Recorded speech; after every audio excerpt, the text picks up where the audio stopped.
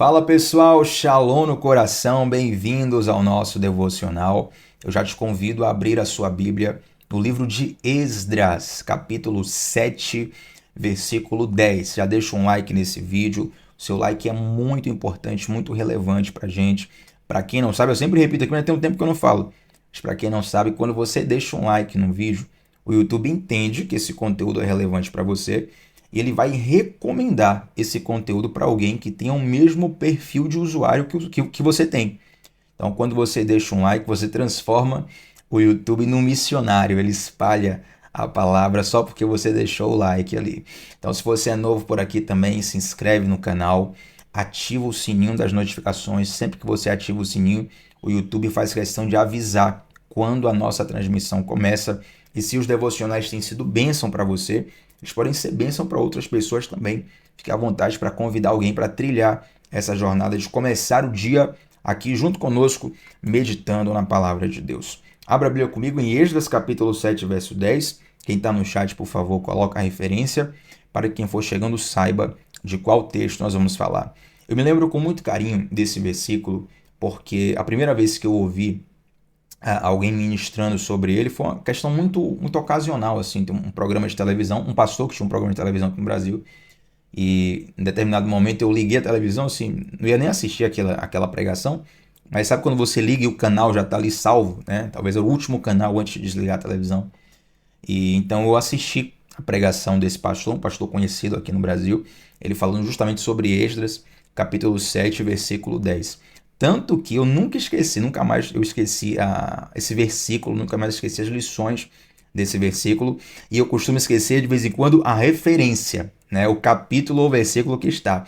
Mas da história inteira de Esdras, o que eu mais guardo é justamente esse trechinho aqui. Então, antes da gente entrar no versículo, aliás, vamos ler o versículo e depois eu te dou o contexto para a gente ministrar direitinho aqui. Vamos ler primeiro. Esdras capítulo 7, versículo 10. Olha só.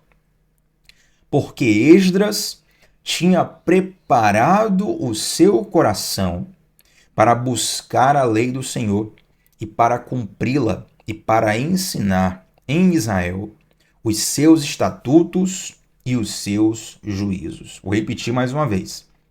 Porque Esdras tinha preparado o seu coração. Em algumas versões, não sei se é o caso de alguém aqui, se tiver alguém aqui que seja com a versão que eu vou citar, sinaliza no chat. Em algumas versões está assim, ó. Porque Esdras decidiu em seu coração. Na minha está, tinha preparado o seu coração para buscar a lei do Senhor, primeira coisa, cumpri-la, segunda coisa, e para ensinar em Israel os seus estatutos e os seus juízos. Tiago, quem afinal de contas é Esdras?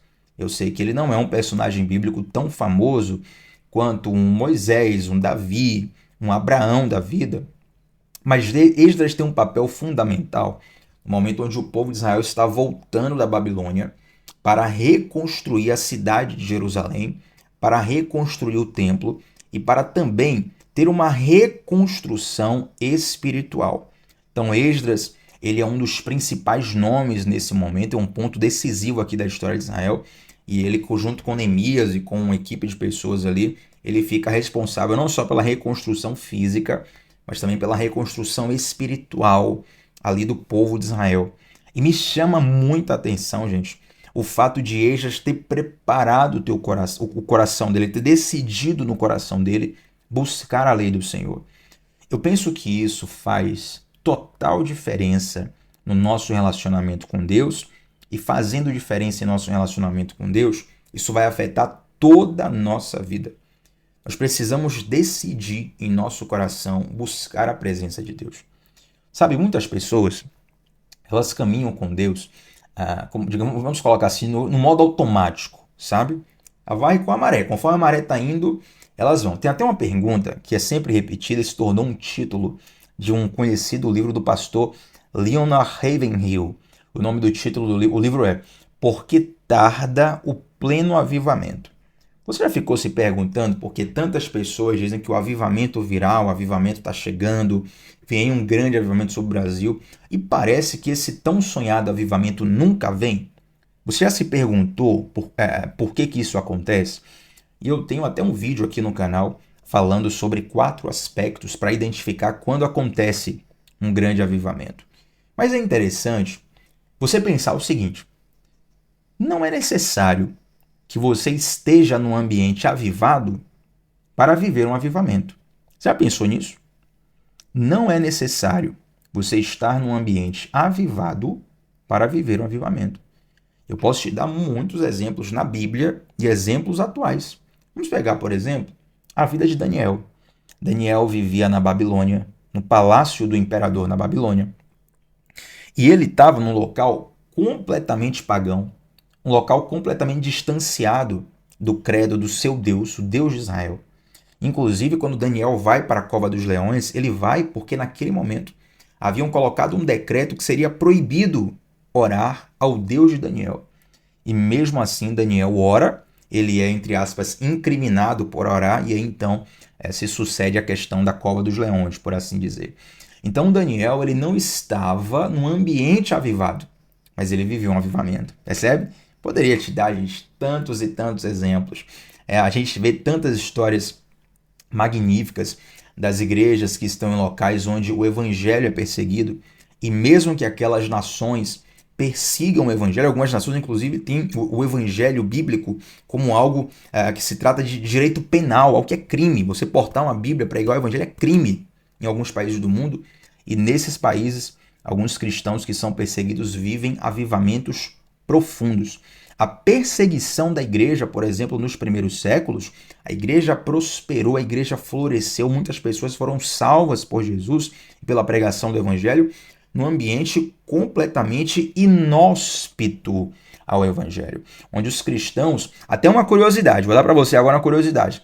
A expressão cristãos, ela significa pequeno Cristo.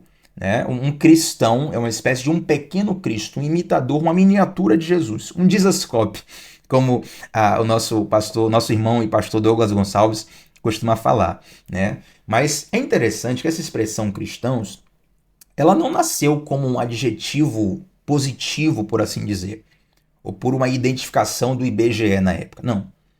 A expressão cristãos, ela nasce como uma acusação. Entende? Expressão cristãos, ela nasceu como uma acusação. As pessoas eram acusadas de serem cristãs.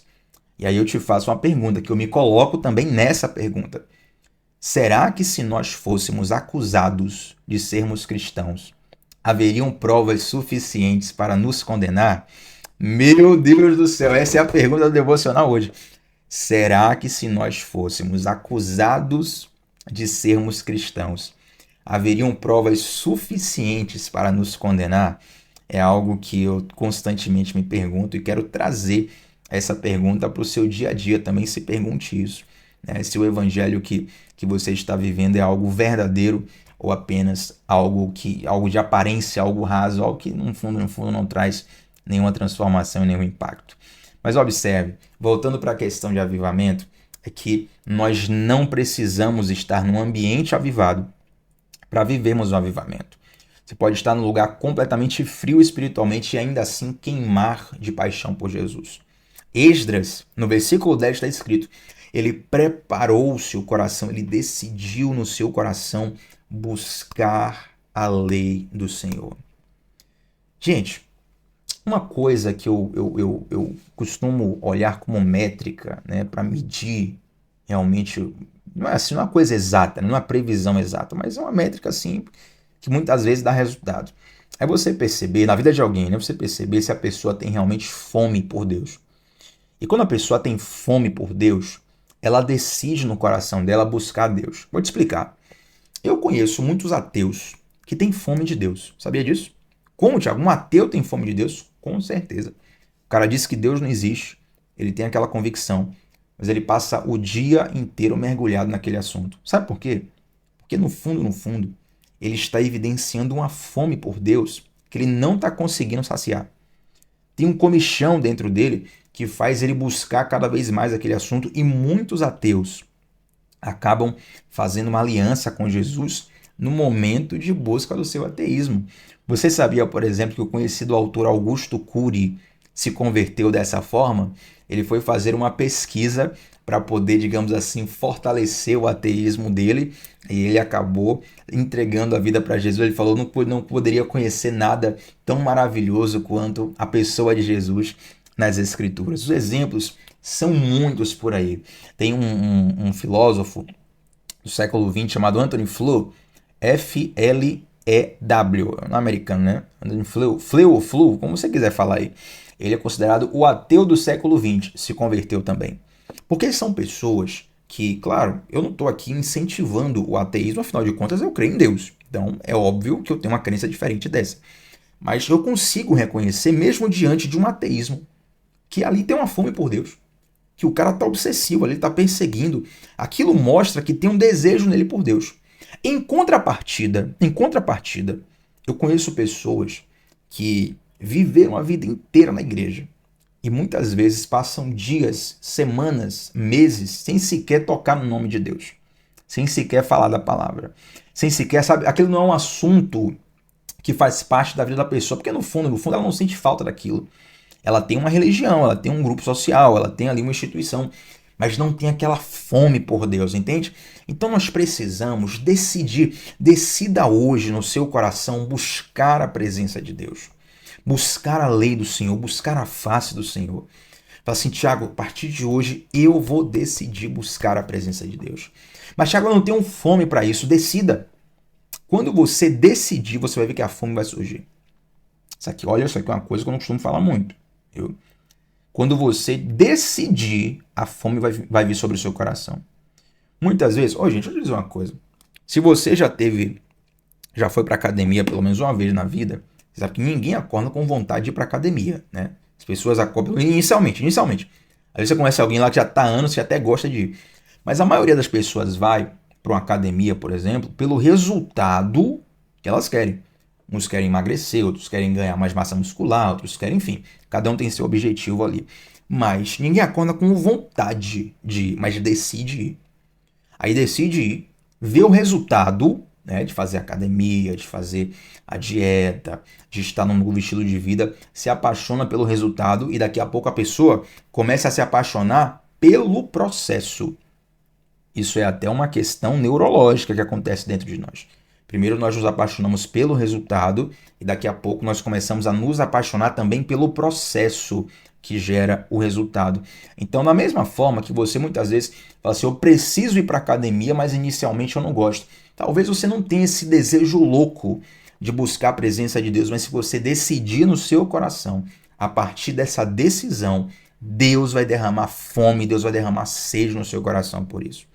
E interessante que Esdras, o texto bíblico fala 3 coisas, né? Ele decide buscar a lei do Senhor, ele decide cumprir a lei do Senhor, ele decide ensinar a lei do Senhor. Isso aqui falam de 3 fases do nosso relacionamento com a palavra de Deus. Nós precisamos ter fome e sede para buscar conhecer a palavra, conhecer a pessoa de Deus. E nós precisamos conhecer a palavra não apenas para termos curiosidades teológicas para contar, para termos um discurso para falar, mas assim como Esdras, é conhecer a palavra para cumpri-la. Conhecer a palavra para colocar em prática. A diferença que você vai sentir na sua vida não é quando você apenas lê a palavra, mas quando você começa a colocar ela em prática. Lembra aqui da série Provérbios? Eu lembro que em alguns dias da série Provérbios aqui, eu falei, e tá tudo salvo no canal, vídeo que tá chegando agora, todos os devocionais, desde o início do ano, tudo salvo no canal. E de vez em quando, lá em Provérbios, eu falava assim, ó, conselho que dá resultado não é o conselho que você ouve apenas, é o conselho que você pratica. Então, se você ouvir um bom conselho e deixar ele só guardado no armário, não muda nada na sua vida. Mas quando você pratica, aquilo traz um resultado. Da mesma forma, a palavra de Deus. Esdras, ele decide buscar a palavra, ele decide cumprir a palavra de Deus. Você já experimentou verificar se a palavra de Deus dá certo? Você já experimentou verificar se a palavra de Deus dá certo? Como assim, Tiago, a palavra de Deus dá certo? Coloque em prática os princípios da palavra de Deus e depois veja os frutos. Coloque em prática os valores da palavra de Deus e faça a prova e veja os frutos que ela vai te dar.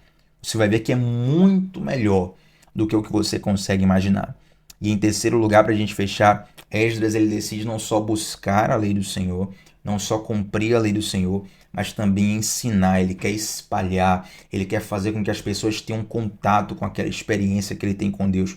E assim deve ser também a nossa vida. O evangelho que nós vivemos, ouça uma coisa, o evangelho saudável, ele naturalmente traz impacto para pessoas que estão ao seu redor.